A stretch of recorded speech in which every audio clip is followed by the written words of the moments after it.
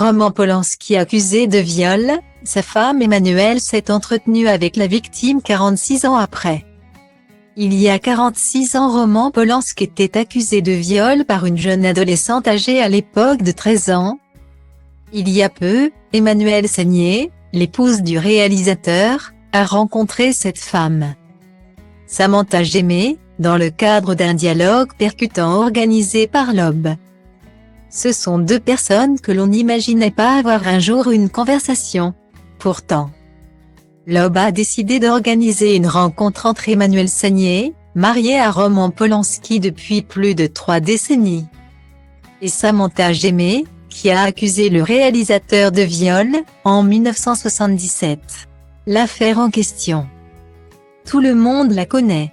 Le 10 mars 1977, lors d'une séance photo à Los Angeles, Roman Polanski, alors âgé de 43 ans, a eu une relation sexuelle avec la jeune Samantha Gémé. À l'époque, celle qui s'appelle aujourd'hui Samantha Gémé n'avait que 13 ans. Le lendemain, elle portait plainte pour viol, et le cinéaste était arrêté puis inculpé. Accusé d'avoir drogué puis violé l'adolescente. Par la suite, Roman Polanski avait fui les États-Unis, le 31 janvier 1978, après 90 jours passés en détention. Cette affaire très complexe avait notamment fait l'objet d'un documentaire, Wanted and Desired, de Marina Zenovich, diffusé en 2008 sur HBO. À la suite de la diffusion, Roman Polanski, qui avait finalement été arrêté en Suisse en 2009, avait écrit une lettre à Samantha Gémé, dans laquelle il avait écrit « J'aimerais que vous sachiez à quel point je suis désolé d'avoir tant bouleversé votre existence. En vous voyant dans le film, j'ai été impressionné par votre honnêteté et votre intelligence. » Guillemets. 46 ans après les faits, Emmanuelle Seigner s'est assise avec Samantha Gémé. Nous parler en toute solidarité et en tant que deux femmes, adultes, capables d'avoir leurs propres opinions sans tomber dans ce piège si courant, des réquisitoires et des doigts pointés.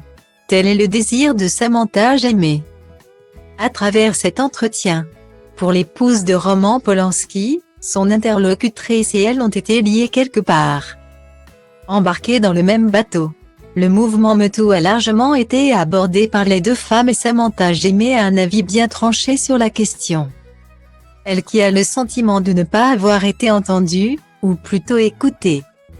C'est un prétexte, une façade, c'est bidon, hypocrite. C'est de la bienveillance bidon. De la libération bidon. La parole des femmes se libère. La bonne blague, tout ce qu'ils veulent. Ce sont des femmes détruites, des femmes en souffrance. Et ils veulent exploiter cette douleur jusqu'au trognon. A-t-elle affirmé. Emmanuelle Seigner a quant à elle regretté d'être devenue radioactive. Alors que beaucoup lui ont tourné le dos à cause des affaires liées à son mari. La comédienne a également évoqué cette nouvelle règle mise en place par l'Académie des Césars. D'exclure des nominations les personnes mises en cause pour des faits de violence. Comme si un artiste devait être quelqu'un de parfaitement moral, sans défaut ni casserole, a-t-elle poursuivi. Pour Samantha Gémé, le cinéaste a payé sa dette à la société en purgeant sa peine. Tous ceux qui pensent que sa place est en prison se trompent, a-t-elle ajouté. La quinquagénaire s'est également offusquée que le terme pédophilie soit employé. Selon elle, à tort et à travers, la pédophilie est une chose réelle, immonde, cruelle. Vous diminuez la gravité de la pédocriminalité quand vous dites que tout le monde est pédophile. Samantha Gémé a conclu l'entretien en affirmant avoir très mal vécu l'année 1977. Où elle et sa famille ne pouvaient plus sortir de chez eux.